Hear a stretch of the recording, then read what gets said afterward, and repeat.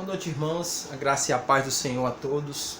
Que Deus possa abençoar poderosamente a sua vida durante esse culto, nesse momento de pregação. Que Deus possa alimentar o seu coração, o nosso coração, e essa palavra possa trazer fé, arrependimento, confiança e glorificação para o nome de Deus. Nós vamos ler o livro do profeta Isaías, no capítulo 44, verso 1 e 2. Esses dois primeiros versículos tratam sobre o chamado de Deus ali para Israel. Israel é o povo de Deus ali no Antigo Testamento. E esses dois versículos tratam justamente sobre o chamado de Deus e o cuidado de Deus ali para com Israel. E é esse o tema da nossa mensagem de hoje, né? O chamado de Deus ali para com a nação de Israel e o cuidado de Deus para com essa mesma nação. Vamos ler? Vamos ler, né? Isaías, capítulo 44, verso 1 e 2. Agora, porém, ouve, ó Jacó, servo meu, ó Israel, a quem escolhi. Assim diz o Senhor que te criou e te formou desde o ventre e que te ajudará. Não temas, ó Jacó, servo meu, Jerusalém, a quem escolhi. Que o Senhor possa abençoar esse momento. Nós oramos em Jesus Cristo, para que a Tua palavra possa ser pregada e Teu Espírito Santo possa nos conduzir nesse texto pela Tua misericórdia. E que nós possamos aprender e guardar a Tua palavra no nosso coração. Nós Te rogamos e Te agradecemos em nome de Jesus. Amém. Meu irmão, esses dois versículos, principalmente aí o verso 1, fala sobre esse chamado de Deus para uma nação. E essa nação é justamente Israel, o povo judeu. E aqui nós já queremos destacar justamente aquilo que nós não podemos compreender, que nós não podemos definir muitas vezes. É justamente os propósitos de Deus, os decretos de Deus, o chamado de Deus. Porque se você prestar atenção na palavra de Deus, e você conhece, né? Muitos aqui são da igreja e conhecem a palavra de Deus. Você sabe que Deus então chamou Israel.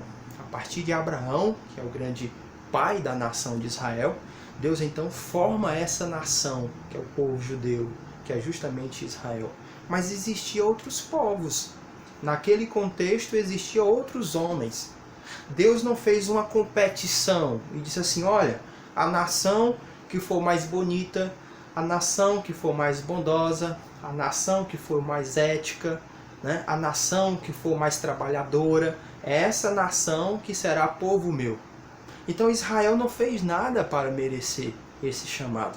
Abraão não fez nada para ser amado por Deus. Abraão não estava procurando Deus. Nós vamos ver que Abraão era um adorador da lua. Abraão era alguém que se prostrava diante de outros deuses, portanto Abraão era um idólatra. E Deus se revelou a Abraão. Então isso é interessante, por quê? Porque nós não podemos compreender Deus. Nós não podemos entender os seus decretos. Nós não temos a interpretação e a resposta de tudo de Deus. E por isso que Ele é Deus. Por quê? Porque eu não posso compreender, você não pode compreender. Nenhum teólogo, nenhum santo, nenhum filho de Deus que viveu nessa terra pode compreender Deus. Isso é impressionante. Isso é para que nós possamos glorificar e ter uma dimensão da onisciência e da onipotência, assim como de todos os atributos de Deus. E aqui Isaías mostra isso. Deus então falando por meio do profeta Isaías, ele diz, ó Israel, a quem chamei, a quem escolhi, a quem criei. Esse texto mostra justamente que Israel é fruto da misericórdia de Deus. Foi Deus que escolheu, como na expressão aqui que Deus usa, desde o ventre. E Deus criou, e Deus formou, e Deus cuidou. E isso é impressionante, porque quando nós estamos falando do propósito de Deus, dos atos de Deus, dos decretos de Deus, nós não podemos compreender. E o apóstolo Paulo, contemplando isso tudo, ele afirmou lá em Romanos, capítulo 11, verso 33. Ó profundidade das riquezas, tanto da sabedoria como do conhecimento de Deus. Quão insondáveis são seus juízos, e quão inescrutáveis os seus caminhos. Porque quem compreendeu a mente do Senhor? Ou quem foi seu conselheiro? Ou quem lhe deu primeiro a ele para que ele seja compensado? Então o apóstolo Paulo está contemplando justamente essa sabedoria de Deus, o propósito de Deus. E o apóstolo Paulo diz, olha como essa misericórdia, olha como isso é grande, como ele mesmo expressa aí. Ó profundidade, tanto da sabedoria como do conhecimento. Quem instruiu o Senhor? Quem conheceu a sua mente? Então o apóstolo Paulo está dizendo, é impossível alguém compreender, é impossível alguém dizer quem ele é de uma forma completa. Ninguém pode conhecer a Deus de uma forma completa. Então isso é maravilhoso. Nós vamos falar nessa noite sobre esses atributos de Deus. Vamos falar sobre a glória de Deus, como Deus é grande, como Deus é incompreensível, como as suas escolhas não está limitado a nenhuma circunstância, como seus decretos não levam em conta a lógica humana, o natural, o terreno. Ele faz do jeito que ele quer, da forma que ele quer, no tempo que ele quer, e ele quebra toda e qualquer expectativa humana e todo e qualquer mérito e soberba humana não resiste a como ele dirige a história. E é isso que é impressionante na palavra de Deus. Deus é imprevisível. Ninguém pode prever o que Deus vai fazer, no sentido de que ele faz da forma que ele quer, que ele bem entende. Ninguém pode ensinar a Deus, como o apóstolo Paulo diz, né? Quem foi seu conselheiro? Quem primeiro deu a ele? Né? Então isso é interessante, porque Deus se torna incompreensível. E aqui está uma prova de fé, meu amado irmão. Perceba que tudo o que Deus faz sempre é por meio da fé. Deus se revela e nós devemos crer. Deus garante, né, a vitória e nós temos que crer.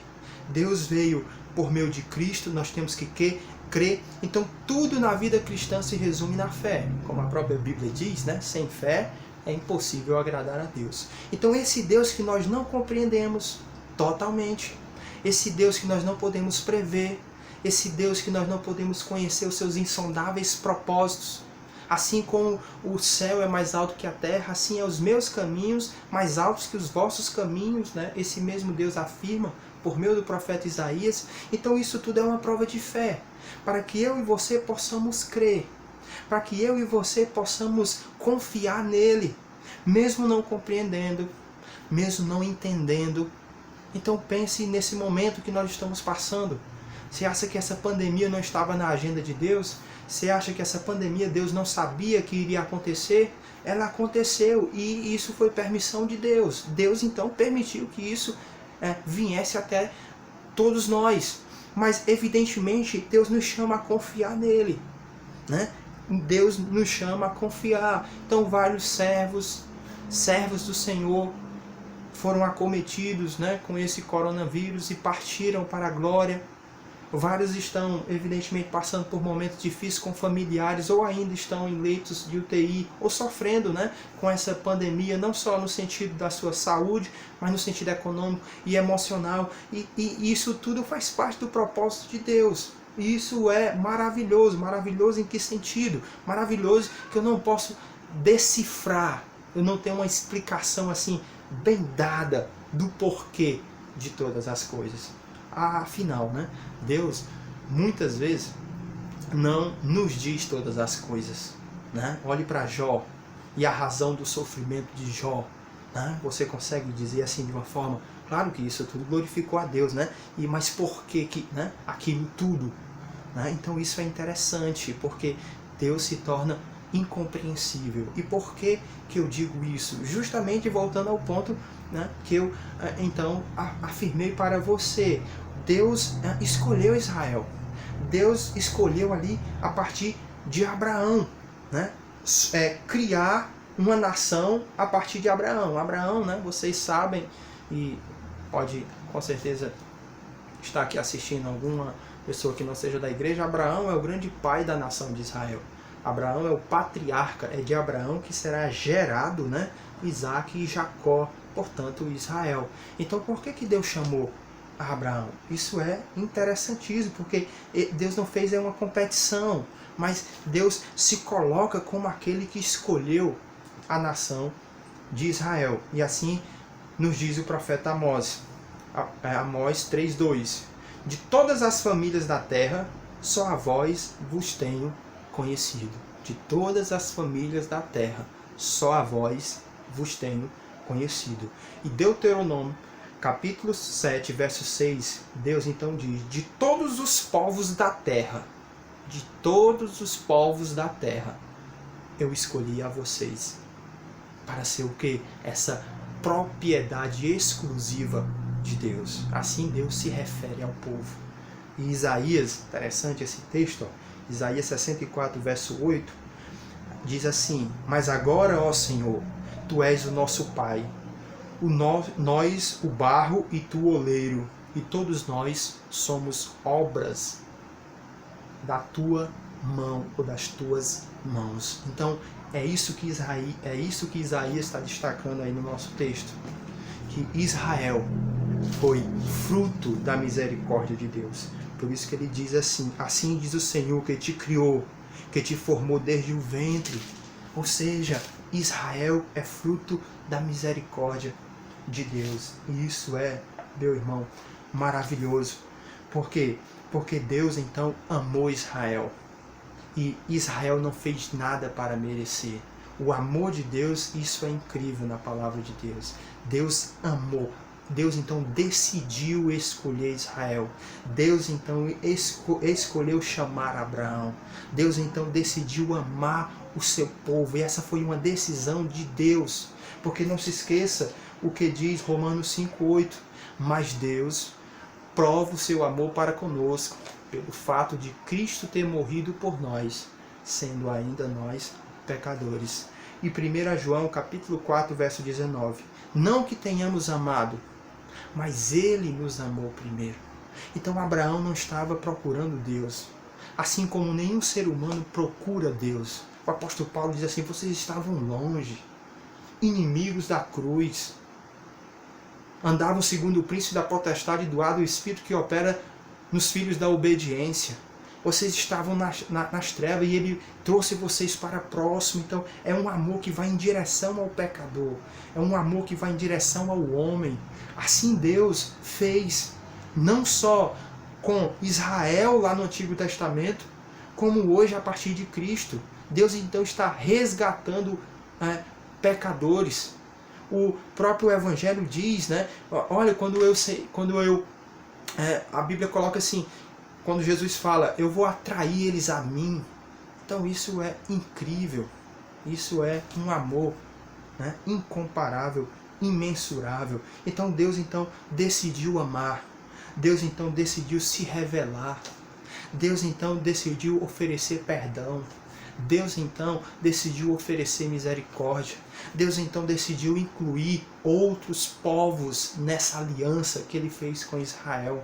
E que maravilha isso! Deus deve ser louvado, Deus deve ser engrandecido por isso, porque Ele decidiu amar, Ele decidiu oferecer misericórdia.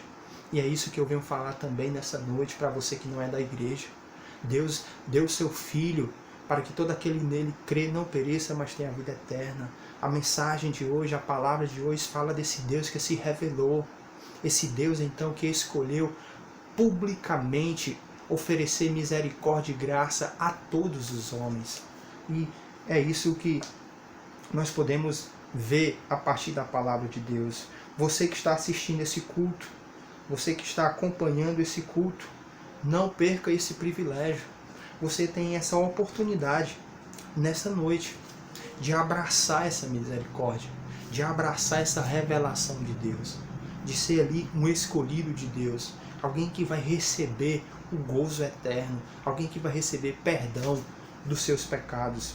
Israel sempre foi fruto da misericórdia e do poder de Deus. É isso que Isaías está dizendo. É isso que Isaías está escrevendo. Ó Israel, a quem chamei, a quem criei, a quem formei. Isso é maravilhoso. Por quê? Porque quando Deus chama Abraão, que é o pai da nação de Israel, Olha quem Abraão era. Esse texto está lá em Josué. Josué, capítulo 24, verso 2. Olha como a palavra do profeta Isaías, quando ele diz assim, quando Deus diz por meio do profeta Isaías: ó Israel, a quem chamei, a quem criei, a quem formei. É justamente por quê? Porque olha quem era Abraão e sua família. Josué, capítulo 24, verso 2. Então Josué disse ao povo: assim diz o Senhor Deus de Israel: além do rio habitavam antigamente vossos pais, Terá, pai de Abraão, e pai de Naor, e serviam a outros deuses. Quem era Abraão? Era um idólatra.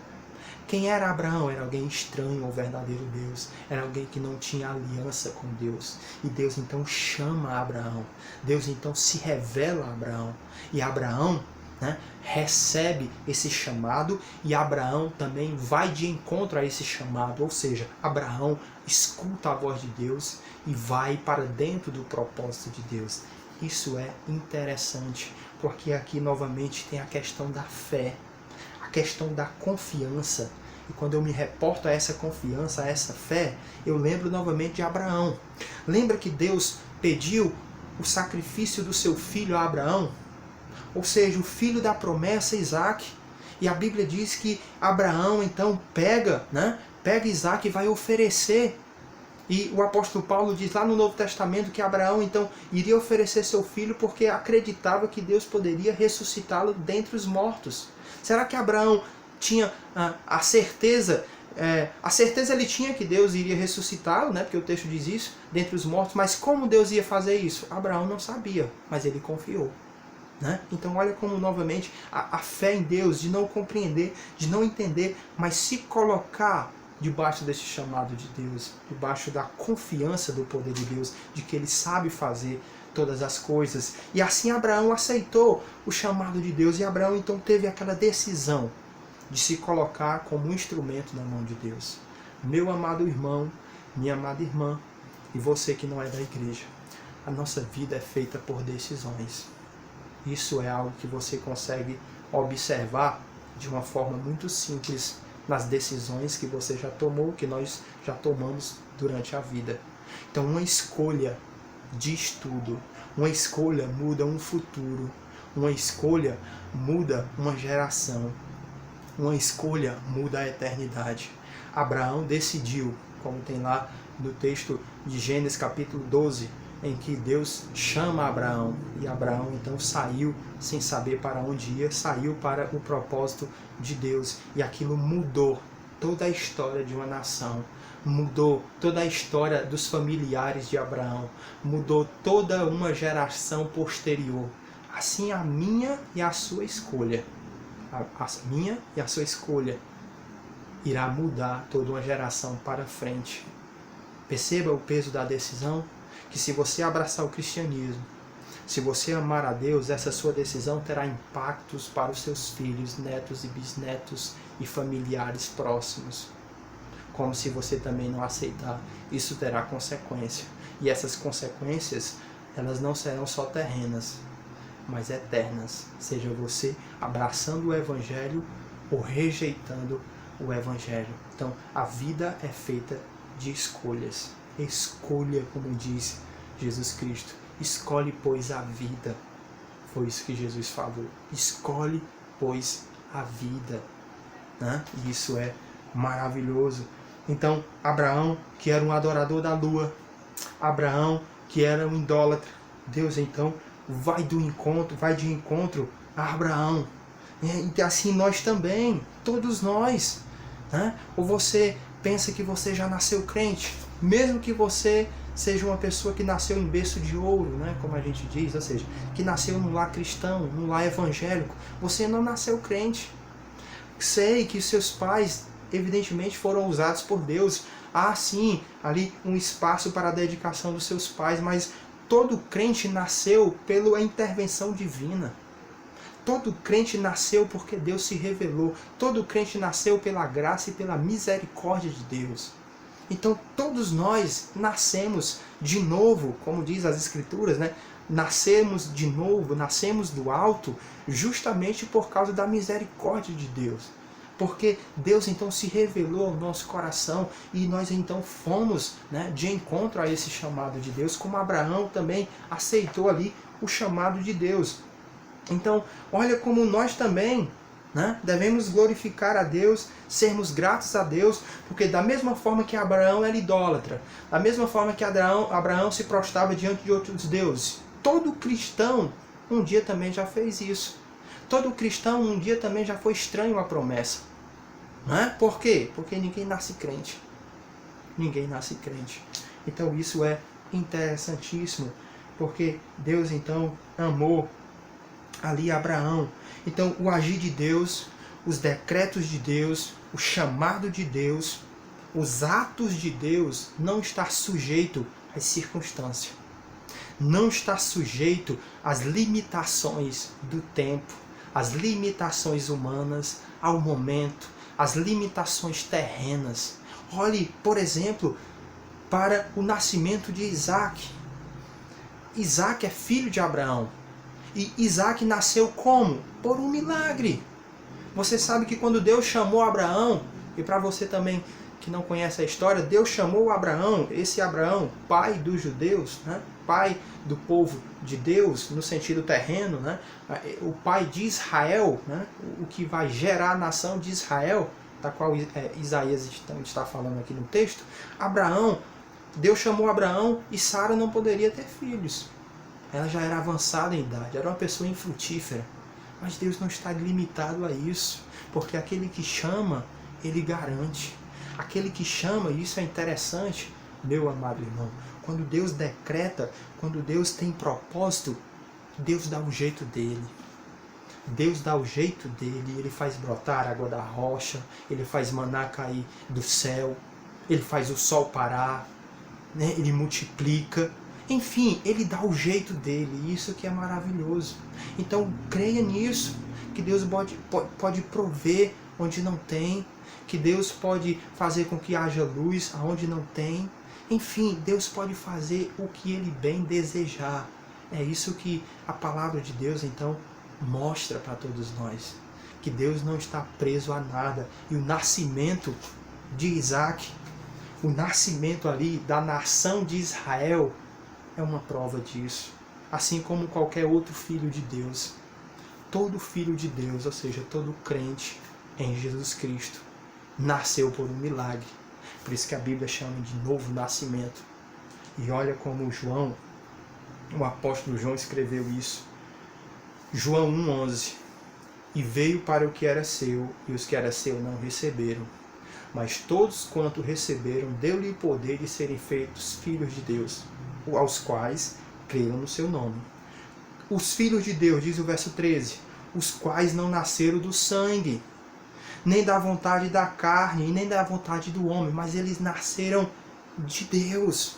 Quer dizer, que da mesma forma que Isaac foi gerado de uma forma sobrenatural, da mesma forma que Isaac foi gerado de uma forma milagrosa, todo filho de Deus, todo filho da aliança, todo crente, todo protestante, todo evangélico nasce do alto pelas mãos de Deus, pela ação do Espírito Santo. Isso é maravilhoso, porque quando Deus decreta, quando Deus quer fazer algo, Ele não está preso a nenhuma circunstância. Ele não está preso a absolutamente a nada. E a mesma coisa pode ser aplicado justamente a Esaú e Jacó, porque Deus então inverte. Deus não está preocupado se ele vai obedecer à lógica. Deus inverte a lógica do mundo. Deus então inverte a lógica das coisas. Por quê? Porque você sabe que Esaú e Jacó são filhos de Isaac. E pelo direito da primogenitura, quer dizer, o mais velho tinha direito à bênção, tinha direito à herança. E quem deveria receber a bênção de Isaac? Quem deveria receber a herança de Isaac? Era justamente Esaú. Mas Deus fez o quê? Deus então permitiu Jacó. Deus então coloca ali Jacó. Então ele inverte. Né? Interessante isso, ele inverte a lógica humana e mostra que as suas escolhas são totalmente livres. As escolhas e os chamados de Deus não estão presos a nenhuma amarra, a nenhuma tradição, a nenhuma lei humana ou lei da natureza. E Deus então escolhe Jacó, e a bênção está com Jacó. E o apóstolo Paulo, falando sobre esse acontecimento, falando justamente sobre isso, Romanos capítulo 9, verso 11, ele diz assim, e esse texto, meu amado irmão, mostra justamente a liberdade de Deus. Esse texto mostra justamente como Deus tem liberdade, ele não está preso a nada, ele é Senhor de todas as coisas, não deve satisfação para ninguém, e todos os seus atos são justos. Diz assim Romanos 9, verso 11 até o verso 18. Porque não tendo eles ainda nascido, esse texto está se referindo a Esaú, né? E Jacó. Porque não tendo eles ainda nascido, nem feito o bem ou o mal, para que o propósito de Deus, segundo a eleição, ficasse firme, não por causa das obras, mas por causa daquele que chama. Foi dito a ela, o maior servirá ao menor. Verso 13. Como está escrito, amei a Jacó e odiei a Esaú. Que diremos, pois? A injustiça da parte de Deus? Pergunta o apóstolo Paulo. E ele mesmo responde, de maneira nenhuma. Porque diz a Moisés, compadecer-me-ei de quem me compadecer, e terei misericórdia a quem eu tiver misericórdia. Verso 16. Assim, pois, isso não depende de quem quer, nem de quem corre, mas de Deus que se compadece. Porque diz a Escritura, para isso, diz a Escritura a Faraó, né? Foi o que Deus então coloca, né? Para isso, a Faraó, para isso mesmo te levantei, para em ti mostrar o meu poder, e para que o meu nome seja anunciado em toda a terra. Logo, pois, compadece-se de quem quer e endurece a quem quer. Então aqui o apóstolo Paulo está falando dessa liberdade de Deus. E é por isso que aí nós começamos a compreender por que Isaías então está falando ali, Deus está falando por meio do profeta Isaías, né? Eu te chamei, ó Jacó. E aqui está mostrando a liberdade de Deus. Eu te criei, ó Jacó, e Deus tem essa liberdade. E isso é maravilhoso. Isso é o que faz dele Deus. Então Deus quebra com qualquer orgulho, com qualquer mérito, com qualquer soberba humana. Ninguém pode chegar diante dele e dizer, eu mereço misericórdia, eu mereço graça, porque eu tenho isso, eu tenho aquilo. Ninguém pode se gloriar diante dele. Ele mesmo diz, ó, o que se gloriar, glorie-se nisso, em me conhecer. Essa é a palavra de Deus. O que quiser se gloriar, glorie-se nisso, em me conhecer. E Deus então inverte, quebra com qualquer perspectiva de poder. Lá na missão dos 70, né, quando Jesus envia os 70, e eles voltam mortos de alegres, né, totalmente alegres, jubilando, e dizem, mestre, os espíritos se submetem a gente. Aí Jesus então diz, olha, não estejam alegres porque os espíritos se submetem a vocês, mas estejam alegres porque o nome de vocês está escrito no livro da vida. E aí então o texto continua, e Jesus então agradece a Deus. Obrigado, Pai, porque tu ocultastes aos poderosos e revelastes a esses pequeninos. Isso é maravilhoso. E o apóstolo Paulo, falando sobre isso, né? Sobre Deus então humilhando o soberbo, Deus invertendo a lógica das coisas. Lá em 1 Coríntios 1:27 ele diz assim, mas Deus escolheu as coisas loucas desse mundo para confundir as sábias. E Deus escolheu as coisas fracas desse mundo para confundir as fortes. E Deus escolheu as coisas vis desse mundo e desprezíveis, as que não são, para aniquilar as que são, para que nenhuma carne se glorifique ou se glorie diante dele. Isso é maravilhoso. Por quê? Porque Deus não está preso a nenhuma circunstância, não está preso a nenhum ato, e não há espaço para mérito, não há espaço para soberba diante dele. E o profeta Isaías continua aí dizendo no verso 2, né? Isaías 44, verso 1 e 2, né? O verso 2, então, eu te escolhi, eu te chamei, eu te criei. E aqui mostra o cuidado de Deus com o seu povo. E essa palavra se aplicou não só a Israel, como se aplica a todos nós, porque nós somos o povo de Deus. Meu amado, da mesma forma que Deus criou da mesma forma que Deus conduziu Israel, da mesma forma que Deus então cuidou de Israel, Ele cuida de todos nós, porque nós somos o povo de Deus. Então não se preocupe, porque Deus vai prover. Não se preocupe, porque Deus vai cuidar. Ele diz que suprirá todas as nossas necessidades em glória por Cristo Jesus.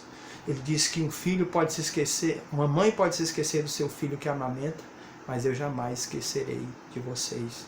Ele também diz, né, que um pai, um filho quando pede um peixe, o pai não dá um escorpião, ou um filho quando pede um pão, um pai não dá uma pedra. E ele diz, olhai para as aves do céu, né? Ou seja, da mesma forma que Deus alimenta essas árvores, Ele vai alimentar todos nós. Nós temos mais valores, né? Nós temos mais valor que essas aves, nós temos mais valor que outros aspectos da criação. Então Deus vai suprir sim, Deus vai cuidar, Deus vai dar força, Deus vai conduzir, como sempre fez com o seu povo. O Salmo 124 diz, né, se não fosse o Senhor do nosso lado, os nossos inimigos já teriam nos engolido vivos. Então aqui mostra o cuidado de Deus, né?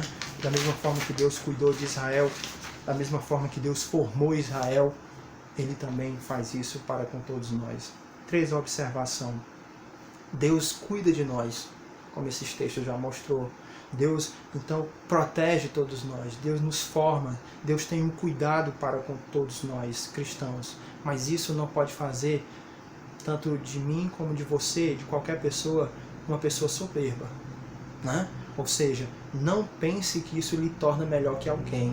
Não pense que isso lhe torna superior a alguém. Porque eu acho interessante quando o apóstolo Paulo está falando isso, lá em Romanos, na carta, né?